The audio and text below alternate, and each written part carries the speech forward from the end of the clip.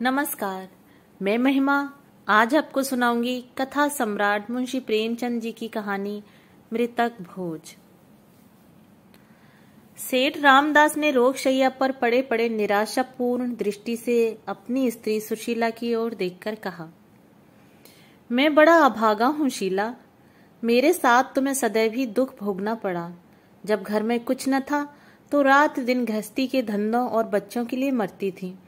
जब जरा कुछ संभला और तुम्हारे आराम करने के दिन आए तो यूं छोड़े चला जा रहा हूं।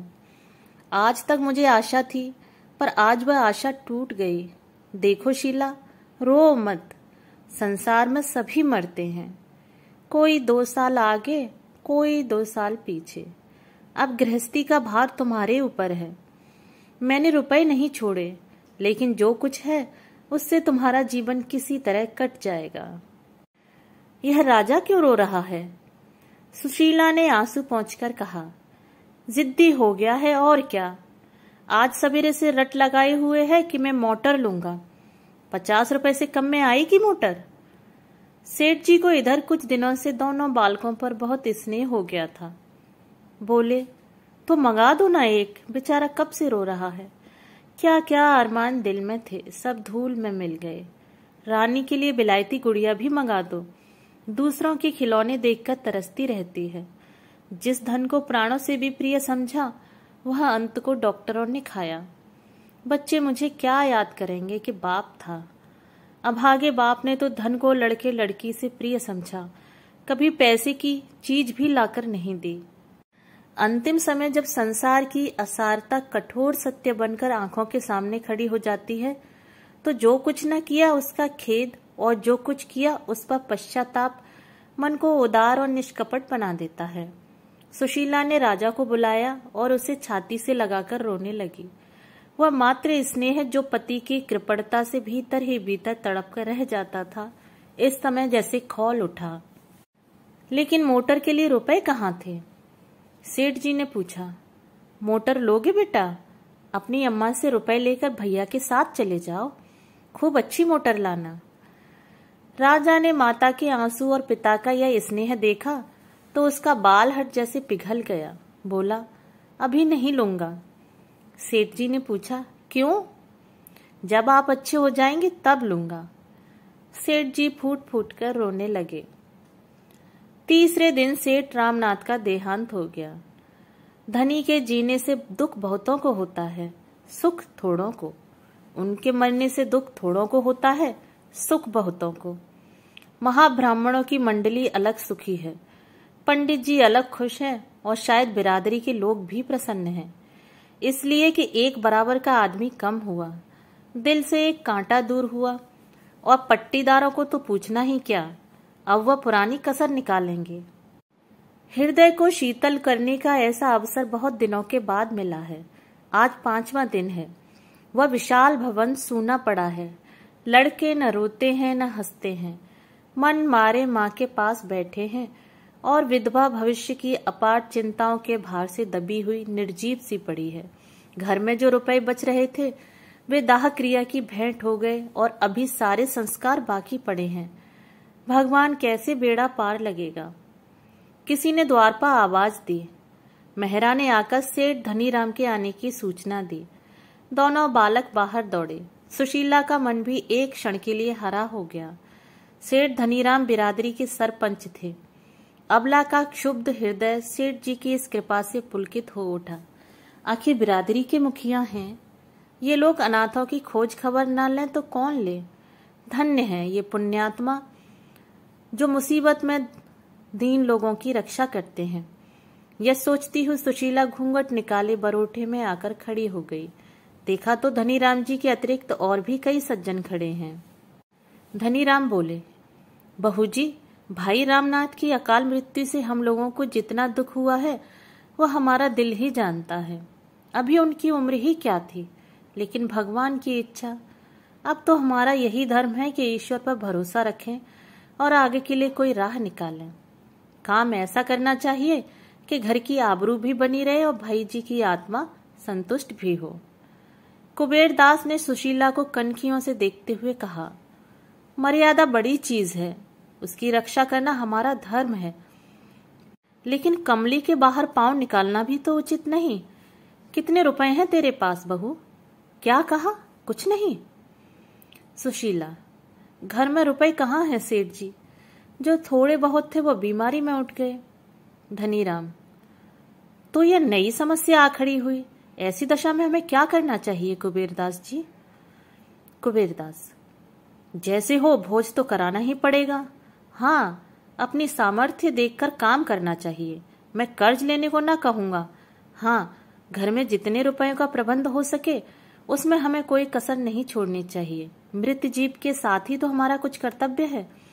अब तो वह फिर कभी ना आएगा। उससे सदैव के लिए नाता टूट रहा है। इसलिए सब कुछ हैसियत के मुताबिक होना चाहिए। ब्राह्मणों को तो भोज देना ही पड़ेगा, जिससे कि मर्यादा का निर्वाह हो। धनीराम, तो क्या तुम्हारे पास कुछ भी नहीं है बहू जी? 2-4 हजार भी नहीं? सुशीला, मैं आपसे सत्य कहती हूँ, मेरे पास कुछ नहीं है। ऐसे समय झूठ नहीं बोलूंगी। धनीराम ने कुबेरदास की ओर अंधविश्वास से देखकर कहा, तब तो यह मकान बेचना पड़ेगा। कुबेरदास, इसके सिवा और क्या हो सकता है? नाक काटना तो अच्छा नहीं। रामनाथ का कितना नाम था, बिरादरी के स्तंभ थे। यही इस समय एक उपाय है। 10,000 रुपए मेरे आते हैं। सूद बट्टा लगाकर कोई 15,000 रुपए मेरे हो जाएंगे। बाकी भोज में खर्च हो जाएगा।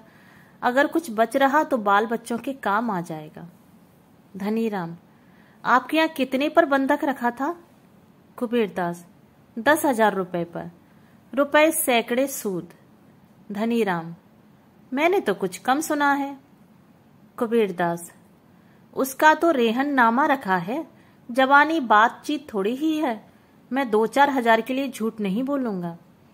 धनीराम, नहीं नहीं, यह मैं कब कहता हूं? तो तूने सुन लिया। बाई, पंचों की सलाह है कि मकान बेच दिया जाए। सुशीला का छोटा भाई संतलाल भी इसी समय आ पहुंचा। यह अंतिम वाक्य उसके कान में पड़ गया। बोल उठा, किस लिए मकान बेच दिया जाए? बिरादरी के भोज के लिए। बिरादरी तो खा पी कर राह लेगी। इन अनाथों की रक्षा कैसे होगी? इनके भविष्य के लिए भी तो कुछ सोचना चाहिए। धनीराम ने कोप भरी आंखों से देखकर कहा, आपको इन मामलों में टांग अड़ाने का कोई अधिकार नहीं।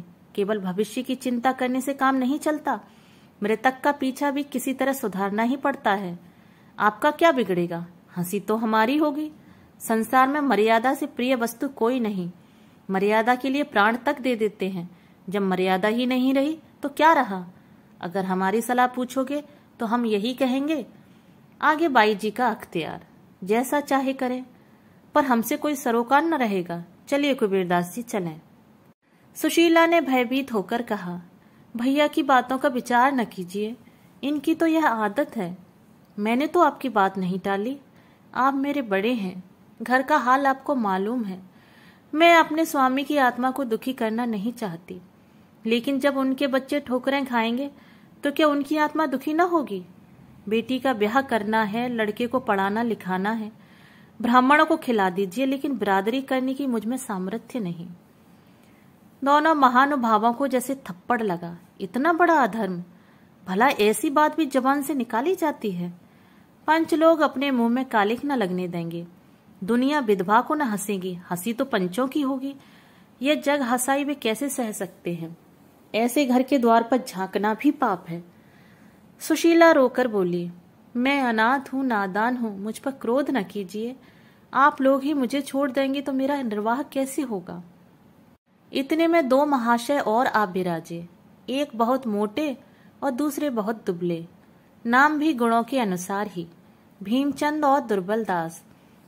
धनीराम ने संक्षेप में यह परिस्थिति उन्हें समझा दी।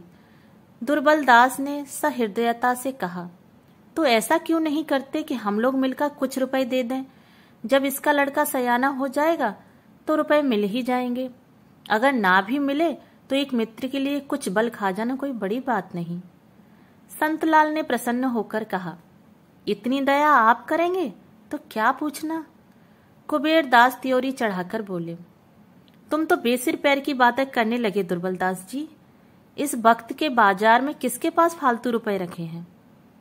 भीमचंद, सो तो ठीक है, बाजार की ऐसी मंदी तो कभी देखी नहीं, पर निभा तो करना चाहिए। कुबेरदास अकड़ गए। वह सुशीला के मकान पर दांत लगाए हुए थे। ऐसी बातों से उनके स्वार्थ में बाधा पड़ती थी। वह अपने रुपए अब वसूल करके छोड़ेंगे। भीमचंद ने उन्हें किसी तरह सचेत किया, लेकिन भोज तो देना ही पड़ेगा। उस कर्तव्य का पालन न करना समाज की नाक काटना है। सुशीला ने दुर्बलदास में सहृदयता का आभास देखा। उनकी ओर दीन नेत्रों से देखकर बोली, मैं आप लोगों से बाहर थोड़े ही हूं, आप लोग मालिक हैं, जैसा उचित समझें वैसा करें। दुर्बलदास, तेरे पास कुछ थोड़े बहुत गहने तो होंगे भाई? हाँ, गहने हैं, आधे तो बीमारी में बिक गए, आधे बचे हैं। सुशीला ने सारे गहने लाकर पंचों के सामने रख दिए। पर यह तो मुश्किल से 3,000 में उठेंगे। दुर्बलदास ने पोटली को हाथ में तौलकर कहा, 3,000 तो कैसे जाएंगे, मैं 3,500 दिला दूंगा। भीमचंद ने फिर पोटली को तौलकर कहा, मेरी बोली 4,000 की है। कुबेरदास को मकान की बिक्री का प्रश्न छेड़ने का अवसर फिर मिला। 4,000 ही में क्या हुआ जाता है? बिरादरी का भोज है या दोष मिटाना है? बिरादरी में कम से कम 10,000 का खर्चा है, मकान तो निकालना ही पड़ेगा। संतलाल ने होंठ चबाकर कहा, मैं कहता हूं आप लोग क्या इतने निर्दयी हैं? आप लोगों को अनाथ बालकों पर भी दया नहीं आती? क्या उन्हें रास्ते का भिखारी बनाकर छोड़ेंगे? लेकिन संतलाल की फरियाद पर किसी ने ध्यान न दिया। मकान की बातचीत अब नहीं टाली जा सकती थी। बाजार मंदा है, 20,000 से वैसे नहीं मिल सकते। 15,000 तो कुबेरदास के हैं, 5,000 बचेंगे। 4,000 गहनों से आ जाएंगे। इस तरह 9,000 में बड़ी किफायत से ब्रह्म भोज और बिरादरी भोज दोनों निपट जाएंगे। सुशीला ने दोनों बालकों को सामने करके करबद्ध होकर कहा, पंचो, मेरे बच्चों का मुंह देखिए। मेरे घर में जो कुछ है वह आप सब ले लीजिए, लेकिन मकान छोड़ दीजिए। मुझे कहीं ठिकाना न मिलेगा।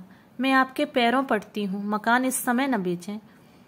इस मूर्खता का क्या जवाब दिया जाए? पंच लोग तो खुद चाहते थे कि मकान न बेचना पड़े। उन्हें अनाथों से कोई दुश्मनी नहीं थी, किंतु बिरादरी का भोज और किस तरह किया जाए? अगर विधवा कम से कम 5,000 रुपए का जुगाड़ कर दे तो मकान बच सकता है, पर वैसा नहीं कर सकती, तो मकान बेचने के सिवा और कोई उपाय नहीं। कुबेर ने अंत में कहा, देख भाई, बाजार की दशा इस समय खराब है। रुपए किसी से उधार नहीं मिल सकते। बाल बच्चों के भाग में लिखा होगा तो भगवान और किसी हीले से देगा। हीले रोजी बहाने मौत। बाल बच्चों की चिंता मत कर। भगवान जिसको जन्म देते हैं उसकी जीविका की जुगत पहले से ही कर देते हैं। हम तुझे समझाकर हार गए। अगर तू अब भी अपना हट न छोड़ेगी तो हम बात भी नहीं पूछेंगे। फिर यहाँ तेरा रहना मुश्किल हो जाएगा। शहर वाले तेरे पीछे पड़ जाएंगे। विधवा सुशीला अब और क्या करती? पंचों से लड़कर वह कैसे रह सकती थी? पानी में रहकर मगर से कौन बैर कर सकता है? घर में जाने के लिए उठी, पर वहीं मूर्छित होकर गिर पड़ी। अभी तक आशा संभाली हुई थी। बच्चों के पालन पोषण में वो अपना वैधव्य भूल सकती थी, पर अब तो अंधकार था चारों ओर। सेठ रामनाथ के मित्रों का उनके घर पर पूरा अधिकार था। मित्रों का अधिकार ना हो तो किसका हो? स्त्री कौन होती है? जब वह इतनी मोटी सी बात नहीं समझती कि बिरादरी करना और धूमधाम से दिल खोलकर करना लाजमी बात है, तो उससे और कुछ कहना व्यर्थ है। गहने कौन खरीदे? भीमचंद 4,000 दाम लगा चुके थे, लेकिन अब उन्हें मालूम हुआ कि उनसे भूल हुई थी। दुर्बलदास ने 3,000 रुपए लगाए थे, इसलिए सौदा इन्हीं के हाथ हुआ। इस बात पर दुर्बलदास और भीमचंद में तकरार भी हो गई, लेकिन भीमचंद को मुंह की खानी पड़ी। न्याय दुर्बल के पक्ष में हुआ। धनीराम ने कटाक्ष किया, देखो दुर्बलदास, माल तो ले जाते हो, पर 3,000 से बेसी का है।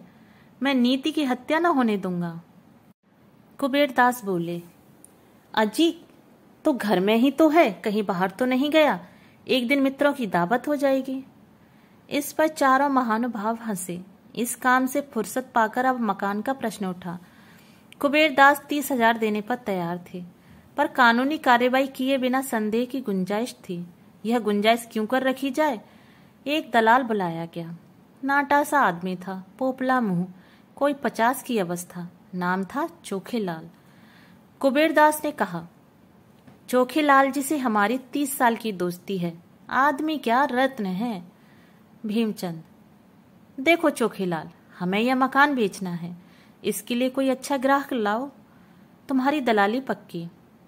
कुबेरदास, बाजार का हाल अच्छा नहीं है, लेकिन फिर भी हमें यह तो देखना पड़ेगा कि रामनाथ के बाल बच्चों को टोटा ना हो। कान में, 30 से आगे न जाना। भीमचंद, देखिए कुबेरदास, यह अच्छी बात नहीं। कुबेरदास, तो मैं क्या कर रहा हूं? मैं तो यही कह रहा था कि अच्छे दाम लगवाना। चोखेलाल, आप लोगों को मुझसे यह कहने की जरूरत नहीं, मैं अपना धर्म समझता हूं। रामनाथ जी मेरे भी मित्र थे। मुझे यह भी मालूम है कि इस मकान के बनवाने में 1 लाख से कम एक पाई भी नहीं लगे, लेकिन बाजार का हाल क्या आप लोगों से छिपा है? इस समय इसके 25,000 से बेसी नहीं मिल सकते। सुबीते से कोई ग्राहक से 10-5 हजार और मिल जाएंगे, लेकिन इस समय तो कोई ग्राहक मुश्किल से लगेंगे। लो दही और लाओ दही की बात। धनीराम, 25,000 रुपए तो बहुत कम है, और न सही 30,000 रुपए तो और करा दो। चोखेलाल, 30 क्या, मैं तो 40 करा दूं, पर कोई ग्राहक तो मिले। आप लोग कहते हैं तो मैं 30,000 रुपए की बातचीत करूंगा। धनीराम, जब 30,000 में ही देना है तो कुबेरदास जी से ही क्यों ना ले लें? इतना सस्ता माल दूसरों को क्यों दिया जाए? कुबेरदास, आप सब लोगों की राय हो तो ऐसा ही कर लिया जाए। धनीराम ने हाँ हाँ कहकर हामी भरी। भीमचंद मन में ऐंठ कर रह गए। यह सौदा भी पक्का हो गया। आज ही वकील ने बैनामा लिखा, तुरंत रजिस्ट्री भी हो गई। सुशीला के सामने बैनामा लाया गया तो उसने एक ठंडी सांस ली और सजल नेत्रों से उस पर हस्ताक्षर कर दिए। अब उसे उसके सिवा और कहीं शरण नहीं है। बेवफा मित्र की भांति यह घर भी सुख के दिनों में साथ देकर दुख के दिनों में उसका साथ छोड़ रहा है। पंच लोग सुशीला के आंगन में बैठे बिरादरी के रुक्के लिख रहे हैं और अनाथ विधवा ऊपर झरोके पर बैठी भाग्य को रो रही है। इधर रुक्का तैयार हुआ, उधर विधवा की आंखों से आंसू की बूंदें निकलकर रुक्के पर गिर पड़ी। धनीराम ने ऊपर देखकर कहा, पानी का छींटा कहाँ से आया? संतलाल, बाई बैठी रो रही है, उसने रुक्के पर अपने रक्त के आंसुओं की मोहर लगाती है। धनीराम ऊंचे स्वर में, अरे तो तू रो क्यों रही है बाई? यह रोने का समय नहीं है। तुझे तो प्रसन्न होना चाहिए कि पंच लोग तेरे घर में आज यह शुभ कार्य करने के लिए जमा है। जिस पति के साथ तूने इतना दिनों भोग विलास किया, उसी का पीछा सुधरने में तू दुख मनाती है। बिरादरी में रुक्का फिरा। इधर 3-4 दिन पंचों ने भोज की तैयारियों में बिताए। घी धनीराम जी की आड़त से आया, मैदा चीनी की आड़त भी उन्हीं की थी। 5वें दिन प्रातःकाल ब्रह्म भोज हुआ। संध्या समय बिरादरी का ज्योनार। सुशीला के द्वार पर बग्घियों और मोटरों की कतारें खड़ी थीं। भीतर मेहमानों की पंगतें थीं। आंगन, बैठक, दालान, बरोठा, ऊपर की छत, नीचे ऊपर मेहमानों से भरा हुआ था। लोग भोजन करते थे और पंचों को सराहते थे। खर्च तो सभी करते हैं, पर इंतजाम का सलीका चाहिए। ऐसे स्वादिष्ट पदार्थ बहुत कम खाने में आते हैं। सेठ चंपाराम के भोज के बाद ऐसा भोज रामनाथ जी का ही हुआ है। अमृतियां कैसे कुरकुरी हैं, रसगुल्ले मेवों से भरे हैं। सारा श्रेय पंचों को है। धनीराम ने नम्रता से कहा, आप भाइयों की दया है जो ऐसा कहते हो। रामनाथ से भाईचारे का व्यवहार था, हम न करते तो कौन करता। 4 दिन से सोना नसीब नहीं हुआ। आप धन्य हैं, मित्र हों तो ऐसे। क्या बात है, आपने रामनाथ जी का नाम रख लिया। बिरादरी यही खाना खिलाना देखती है, रोकड़ देखने नहीं जाती। मेहमान लोग बखान बखान कर माल उड़ा रहे थे और उधर कोठरी में बैठी हुई सुशीला सोच रही थी कि संसार में ऐसे भी स्वार्थी लोग हैं। सारा संसार स्वार्थमय हो गया है। सब पेटों पे हाथ फेर फेर कर भोजन कर रहे हैं। कोई इतना भी नहीं पूछता कि अनाथों के लिए कुछ बचा है या नहीं। 1 महीना गुजर गया। सुशीला को 1-1 पैसे की तंगी हो रही थी। नकद था ही नहीं, गहने निकल ही गए थे। अब थोड़े से बर्तन बच रहे थे। उधर छोटे छोटे बहुत से बिल चुकाने थे। कुछ रुपए डॉक्टर के, कुछ दर्जी के, कुछ बनियों के। सुशीला को यह रकमें घर का बचा कुचा सामान बेचकर चुकानी पड़ी और महीना पूरा होते होते उसका कुछ न बचा। बेचारा संत लाल एक दुकान पर मुनीम था। कभी कभी वह आकर 1 आधा रुपए दे देता। इधर खर्च का हाथ फैला हुआ था। लड़के अवस्था को समझते थे, माँ को छेड़ते न थे, पर मकान के सामने से कोई खोंचे वाला निकल जाता और वे दूसरे लड़कों को फल या मिठाई खाते देखते तो उनके मुंह में पानी भरकर आंखों में भर जाता था। ऐसी ललचाई हुई आंखों से ताकते थे कि दया आती। वही बच्चे जो थोड़े दिन पहले मेवे मिठाई की ओर ताकते न थे, अब 1-1 पैसे की चीज को तरसते थे। वही सज्जन जिन्होंने बिरादरी का भोज करवाया था, अब घर के सामने से निकल जाते पर कोई झांकता न था। शाम हो गई। सुशीला चूल्हा जलाए रोटियां सेक रही थी और दोनों बालक चूल्हे के पास रोटियों को क्षुधित नेत्रों से देख रहे थे। चूल्हे के दूसरे एले पर दाल थी। दाल के पकने का इंतजार था। लड़की 11 साल की थी, लड़का 8 साल का। मोहन अधीर होकर बोला, अम्मा मुझे रूखी रोटियां ही दे दो, बड़ी भूख लगी है। सुशीला, अभी दाल कच्ची है भैया। रेवती, मेरे पास एक पैसा है, मैं उसका दही लिए आती हूँ। सुशीला, तूने पैसा कहाँ पाया? रेवती, मुझे कल अपनी गुड़िया की पिटारी में मिल गया था। सुशीला, लेकिन जल्दी आइयो। रेवती दौड़कर बाहर गई और थोड़ी देर में एक पत्ते पर जरा सा दही ले आई। माँ ने रोटी सेक कर दे दी, दही से खाने लगा। आम लड़कों की भांति वह भी स्वार्थी था, बहन से पूछा भी नहीं। सुशीला ने कड़ी आंखों से देखकर कहा, बहन को भी दे दे, अकेला ही खा जाएगा। मोहन लज्जित हो गया, उसकी आंखें डबडबा आईं। रेवती बोली, नहीं अम्मा, कितना मिला है, तुम खाओ मोहन, तुम्हें जल्दी नींद आ जाती है, मैं तो दाल पक जाएगी तो खाऊंगी। उसी वक्त 2 आदमियों ने आवाज दी। रेवती ने बाहर जाकर पूछा। यह सेठ कुबेरदास के आदमी थे, मकान खाली कराने आए थे। क्रोध से सुशीला की आंखें लाल हो गईं। बरोठे में आकर कहा, अभी मेरे पति को पीछा हुआ महीना भी नहीं हुआ, मकान खाली कराने की धुन सवार हो गई। मेरा 50,000 का घर 30,000 में ले लिया, 5,000 सूद के उड़ाए, फिर भी तस्कीन नहीं होती। कह दो मैं अभी खाली नहीं करूंगी। मुनीम ने नम्रता से कहा, बाई जी, मेरा क्या अख्तियार है, मैं तो केवल संदेशिया हूँ। जब चीज दूसरों की हो गई तो आपको छोड़नी ही पड़ेगी, झंझट करने से क्या मतलब। सुशीला भी समझ गई, ठीक ही कहता है। गाय हत्या के बल के दिन खेत चरेगी। नर्म होकर बोली, सेठ जी से कहो मुझे 10-5 दिन की मोहलत दें, लेकिन नहीं, कुछ मत कहो। क्यों 10-5 दिन के लिए किसी का एहसान लूं? मेरे भाग्य में इस घर में रहना लिखा होता तो निकलता ही क्यों। मुनीम ने पूछा, तो कल सवेरे तक खाली हो जाएगा? सुशीला, हाँ हाँ कहती तो हूँ, लेकिन सवेरे तक क्यों, मैं अभी खाली किए देती हूँ। मेरे पास कौन सा बड़ा सामान है। तुम्हारे सेठ जी का रात भर का किराया मारा जाएगा, जाकर ताला वाला लाओ या लाए हो। मुनीम, ऐसी क्या जल्दी है बाई, कल सावधानी से खाली कर दीजिएगा। सुशीला, कल का झगड़ा क्यों रखूं मुनीम जी, आप जाइए, ताला लाकर डाल दीजिए। यह कहती हुई सुशीला अंदर गई। बच्चों को भोजन कराया, 1 रोटी आप किसी तरह निगली, बर्तन धोए, फिर एक इक्का मंगवाकर उस पर अपना मुख्तसर सामान लादा और भारी हृदय से उस घर से हमेशा के लिए विदा हो गई। जिस वक्त यह घर बनवाया था, मन में कितनी उमंगें थीं। इसके प्रवेश में कई हजार ब्राह्मणों का भोज हुआ था। सुशीला को इतनी दौड़ धूप करनी पड़ी थी कि वह महीने भर बीमार रही थी। इसी घर में उसके 2 लड़के मरे थे, यहीं उसका पति मरा था। मरने वालों की स्मृतियों ने उसकी एक एक ईंट को पवित्र कर दिया था।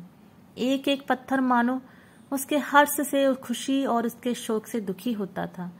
वह घर आज उससे छूटा जा रहा है। उसने रात एक पड़ोसी के घर में काटी और दूसरे दिन 10 रुपए महीने पर एक गली में दूसरा मकान ले लिया। इस नए कमरे में इन अनाथों ने 3 महीने जिस कष्ट से काटे, वह समझने वाले ही समझ सकते हैं। भला हो बेचारे संतलाल का, वह 10-5 रुपए से मदद कर दिया करता था। अगर सुशीला दरिद्र घर की होती तो पिसाई करती, कपड़े सीती, किसी के घर में टहल करती, पर जिन कामों को बिरादरी नीचा समझती है उसका सहारा कैसे लेती। नहीं तो लोग कहते यह सेठ रामनाथ की स्त्री है। उस नाम की लाज तो रखनी थी। समाज के चक्रव्यूह से किसी तरह तो छुटकारा नहीं होता। लड़की के 2-1 गहने बच रहे थे, वह भी बिक गए। जब रोटियों के लाले थे तो घर का किराया कहाँ से आता। 3 महीने बाद घर का मालिक, जो उसी बिरादरी का एक प्रतिष्ठित व्यक्ति था और जिसने मृतक भोज में खूब बढ़ बढ़कर हाथ मारे थे, अधीर हो उठा। बेचारा कितना धैर्य रखता। 30 रुपए का मामला है, रुपए 8 आने की बात नहीं है। इतनी बड़ी रकम नहीं छोड़ी जाती। आखिर एक दिन सेठ जी ने आकर लाल लाल आंखें करके कहा, अगर तू किराया नहीं दे सकती तो घर खाली कर दे। मैंने बिरादरी के नाते इतनी मुरोबत की, अब किसी तरह काम नहीं चल सकता। सुशीला बोली, सेठ जी, मेरे पास रुपए होते तो पहले आपका किराया देकर तब पानी पीती। आपने इतनी मुरोबत की, इसके लिए मेरा सिर आपके चरणों पर है, लेकिन अभी मैं बिल्कुल खाली हाथ हूँ। यह समझ लीजिए कि एक भाई के बाल बच्चों की परवरिश कर रहे हैं, और क्या कहूँ। सेठ, चल चल, इस तरह की बातें बहुत सुन चुका। बिरादरी का आदमी है तो उसे चूस लो। कोई मुसलमान होता तो उसे चुपके से महीने महीने दे देती, नहीं तो उसने निकाल बाहर किया होता। मैं बिरादरी का हूँ, इसीलिए मुझे किराया देने की दरकार नहीं। मुझे मांगना ही नहीं चाहिए, यही तो बिरादरी के साथ करना चाहिए। इसी समय रेवती भी आकर खड़ी हो गई। सेठ जी ने उसे सिर से पांव तक देखा और तब किसी कारण से बोले, अच्छा, यह लड़की तो सयानी हो गई, कहीं इसकी सगाई की बातचीत नहीं की। रेवती तुरंत भाग गई। सुशीला ने इन शब्दों में आत्मीयता की झलक पाकर पुलकित कंठ से कहा, अभी तो कहीं बातचीत नहीं हुई सेठ जी, घर का किराया तक तो अदा नहीं कर सकती, सगाई क्या करूंगी। फिर अभी छोटी भी तो है। सेठ जी ने तुरंत शास्त्रों का आधार दिया, कन्याओं के विवाह की यही अवस्था है, धर्म को कभी नहीं छोड़ना चाहिए। किराए की कोई बात नहीं है, हमें क्या मालूम था कि सेठ रामनाथ के परिवार की यह दशा है। सुशीला, तो आपकी निगाह में कोई अच्छा घर है? यह तो आप जानते ही हैं, मेरे पास लेने देने को कुछ नहीं। झाबरमल, इन सेठ जी का यही नाम था। लेने देने का कोई झगड़ा नहीं होगा बाई जी, ऐसा घर है कि लड़की आजीवन सुखी रहेगी, लड़का भी उसके साथ रह सकता है। कुल का सच्चा, हर तरह से संपन्न परिवार है। हाँ, वह दोहाजू यानी दूजबर है। सुशीला, उम्र अच्छी होनी चाहिए, दोहाजू होने से क्या होता है। झाबरमल, उम्र भी कुछ ज्यादा नहीं, अभी 40वां ही साल है उसका, पर देखने में अच्छा हष्ट पुष्ट है। मर्द की उम्र उसका भोजन है, बस यह समझ लो कि परिवार का उद्धार हो जाएगा। सुशीला ने अनिच्छा के भाव से कहा, अच्छा, मैं सोचकर जवाब दूंगी, एक बार मुझे दिखा देना। झाबरमल, दिखाने को नहीं जाना है भाई, वह तो तेरे सामने ही खड़ा है। सुशीला ने घृणापूर्ण नेत्रों से उसकी ओर देखा। इस 50 साल के बुढ़े की यह हबस, छाती का मांस लटक कर नाभि तक आ पहुंचा है, फिर भी विवाह की धुन सवार है। यह दुष्ट समझता है कि प्रलोभनों में पकड़कर मैं अपनी लड़की उसके गले बांध दूंगी। वह अपनी बेटी को आजीवन कुंवारी रहेगी, पर ऐसे मृतक से विवाह करके उसका जीवन नष्ट न करेगी। पर उसने अपने क्रोध को शांत किया। समय का फेर है, नहीं तो ऐसों को उससे ऐसा प्रस्ताव करने का साहसी क्यों होता। बोली, आपकी इस कृपा के लिए आपको धन्यवाद देती हूँ सेठ जी, पर मैं कन्या का विवाह आपसे नहीं कर सकती। झाबरमल, तो और क्या तू समझती है कि तेरी कन्या के लिए बिरादरी में कोई कुमार मिल जाएगा। सुशीला, मेरी लड़की कुंवारी रहेगी। झाबरमल, और रामनाथ जी के नाम को कलंकित करेगी। सुशीला, तुम्हें मुझसे ऐसी बातें करते लाज नहीं आती। नाम के लिए घर खोया, संपत्ति खोई, पर कन्या कुएं में नहीं डुबो सकती। झाबरमल, तो मेरा किराया देते। सुशीला, अभी मेरे पास रुपए नहीं हैं। झाबरमल ने भीतर घुसकर गृहस्थ की एक एक वस्तु निकालकर गली में फेंक दी। घड़ा फूट गया, मटके टूट गए, संदूक के कपड़े बिखर गए। सुशीला तटस्थ खड़ी अपने अदिन के यह क्रूर क्रीड़ा देखती रही। घर का यूं विध्वंस करके झाबरमल ने घर में ताला डाल दिया और अदालत से रुपए वसूल करने की धमकी देकर चले गए। बड़ों के पास धन होता है, छोटों के पास हृदय होता है। धन से बड़े बड़े व्यापार होते हैं, बड़े बड़े महल बनते हैं, नौकर चाकर होते हैं, सवारी शिकारी होती है। हृदय से संवेदना होती है, आंसू निकलते हैं।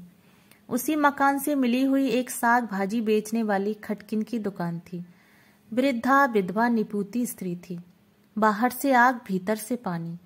झाबरमल को सैकड़ों सुनाई और सुशीला की एक एक चीज उठाकर अपने घर में ले गई। मेरे घर में रहो बहू, मुरौबत में आ गई, नहीं तो उसकी मूछें उखाड़ लेती। मौत सिर पर नाच रही है, आगे नाथना पीछे पगहा, और धन के पीछे मरा जाता है, जाने छाती पर लाद कर ले जाएगा। तुम चलो मेरे घर में रहो, मैं यहाँ किसी बात का खटका नहीं, बस मैं अकेली हूँ, एक टुकड़ा मुझे भी दे देना। सुशीला ने डरते डरते कहा, माता मेरे पास सेर भर आटे के सिवा और कुछ नहीं है, मैं तुम्हें किराया कहाँ से दूंगी। बुढ़िया ने कहा, मैं झाबरमल नहीं हूँ बहू, न कुबेरदास हूँ। मैं तो समझती हूँ जिंदगी में सुख भी है दुख भी है। सुख में इतराओ मत, दुख में घबराओ मत। तुम्ही से 4 पैसे कमाकर अपना पेट पालती हूँ। तुम्हें उस दिन भी देखा था जब तुम महल में रहती थी, और आज भी देख रही हूँ जब तुम अनाथ हो। जो मिजाज तब था वही अब है। मेरे धन्य भाग कि तुम मेरे घर में आई। मेरी आंखें फूटी हैं जो तुमसे किराया मांगने जाऊंगी। इन सांत्वना से भरे हुए सरल शब्दों ने सुशीला के हृदय का बोझ हल्का कर दिया। उसने देखा सच्ची सज्जनता भी दरिद्रों और नीची ही के पास रहती है। बड़ों की दया भी होती है अहंकार का दूसरा रूप। इस खटकिन के साथ रहते हुए सुशीला को 6 महीने हो गए थे।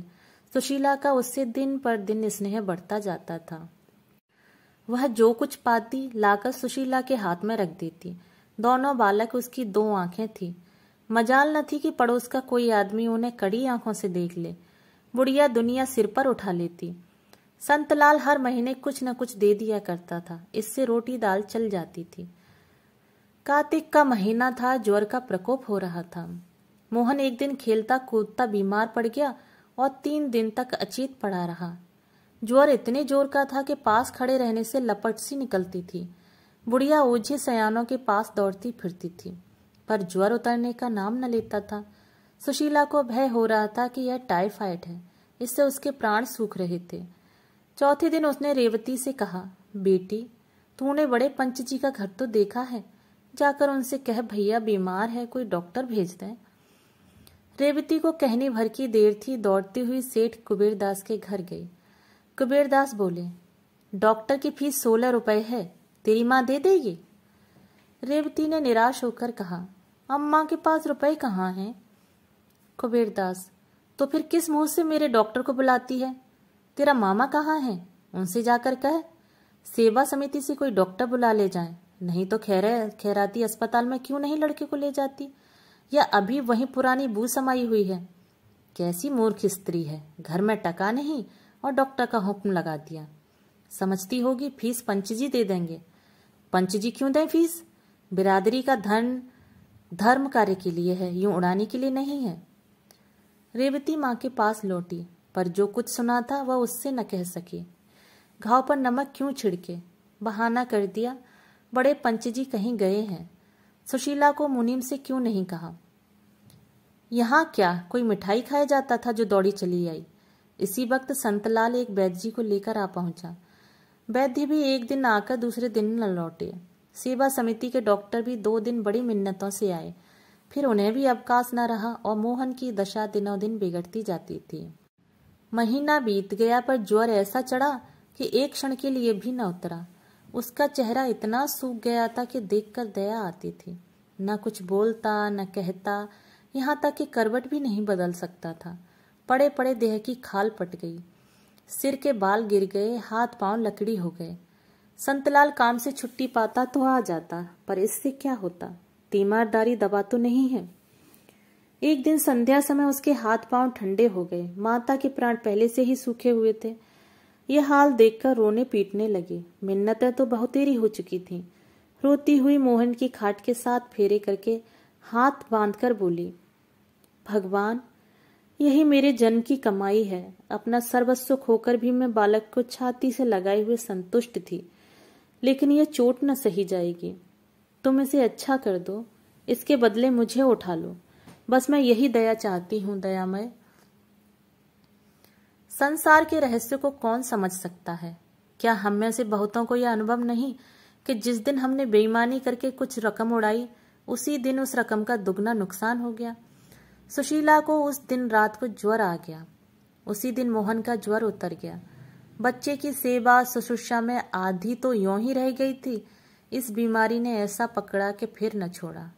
मालूम नहीं देवता बैठे सुन रहे थे या नहीं। उसकी याचना अक्षरशः पूरी हुई। 15वें दिन मोहन चारपाई से उठकर माँ के पास आया और उसकी छाती पर सिर रखकर रोने लगा। माता ने उसके गले में बाहें डालकर उसे छाती से लगा लिया और बोली, क्यों रोते हो बेटा, मैं अच्छी हो जाऊंगी। अब मुझे क्या चिंता। भगवान पालने वाले हैं, वही तुम्हारे रक्षक हैं, वही तुम्हारे पिता हैं। अब मैं सब तरफ से निश्चिंत हूँ, जल्द अच्छी हो जाऊंगी। मोहन बोला, जिया तो कहती है अम्मा अब ना अच्छी होंगी। सुशीला ने बालक का चुम्बन लेकर कहा, जिया पगली है, उसे कहने दो। मैं तुम्हें छोड़कर कहीं नहीं जाऊंगी, मैं सदा तुम्हारे साथ रहूंगी। हाँ, जिस दिन तुम कोई अपराध करोगे, किसी की चीज उठा लोगे, उस दिन मैं मर जाऊंगी। मोहन ने प्रसन्न होकर कहा, तो तुम मेरे पास से कभी नहीं जाओगी माँ? सुशीला ने कहा, कभी नहीं बेटा, कभी नहीं। उसी रात को दुख और विपत्ति की मारी हुई यह अनाथ विधवा दोनों अनाथ बालकों को भगवान पर छोड़कर परलोक सिधार गई। इस घटना को 3 साल हो गए हैं। मोहन और रेवती दोनों उसी वृद्धा के पास रहते हैं। बुढ़िया माँ तो नहीं है, लेकिन माँ से बढ़कर है। रोज मोहन को रात की रखी रोटियां खिलाकर गुरुजी की पाठशाला में पहुंचा आती है। छुट्टी के समय जाकर लिवा लाती है। रेवती का अब 14वां साल है। वह घर का सारा काम पीसना, कूटना, चौका बर्तन, झाड़ू बुहारी करती है। बुढ़िया सौदा बेचने चली जाती है तो वह भी दुकान पर आ बैठती है। एक दिन बड़े पंच सेठ कुबेरदास ने उसे बुला भेजा और बोले, तुझे दुकान पर बैठते शर्म नहीं आती? सारी बिरादरी की नाक कटा रही है। खबरदार जो कल से दुकान पर बैठी। मैंने तेरे पानी ग्रहण के लिए झाबरमल जी को पक्का कर लिया है। सेठानी ने समर्थन किया, तू अब सयानी हुई बेटी, अब तेरा इस तरह बैठना अच्छा नहीं। लोग तरह तरह की बातें करने लगते हैं। सेठ झाबरमल तो राजी ही न होते थे। हमने बहुत कह सुनकर राजी किया है। बस समझ ले कि रानी हो जाएगी। लाखों की संपत्ति है, लाखों की। तेरे धन्य भाग के ऐसा बर मिला। तेरा छोटा भाई है, उसको भी कोई दुकान करा दी जाएगी। सेठ बिरादरी की कितनी बदनामी है, सेठानी है ही। रेवती ने लज्जित होकर कहा, मैं क्या जानूं, आप मामा से कहें। सेठ, वह कौन होता है? टके पर मुनीमी करता है, उससे मैं क्या पूछूं? मैं बिरादरी का पंच हूं। मुझे अधिकार है जिस काम से बिरादरी का कल्याण देखूं वह करूं। मैंने और पंचों से राय ले ली है, सब मुझसे सहमत हैं। अगर तू यूं न मानेगी तो हम अदालती कार्रवाई करेंगे। तुझे खर्च बरच का काम होगा, यह लेती जा। यह कहते हुए उन्होंने 20 रुपए के नोट रेवती की तरफ फेंक दिए।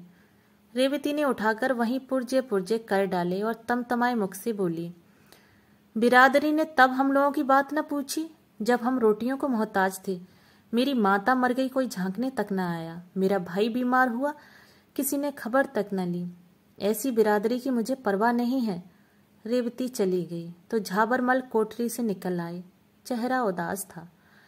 सेठानी ने कहा, लड़की बड़ी घमंडिन है, आंख का पानी मर गया है। झाबरमल, 20 रुपए खराब हो गए, ऐसा फाड़ा है कि जुट भी नहीं सकते। कुबेरदास, तुम घबराओ नहीं, मैं इसे अदालत से ठीक करूंगा। जाती कहाँ है? झाबरमल, अब तो आपका ही भरोसा है।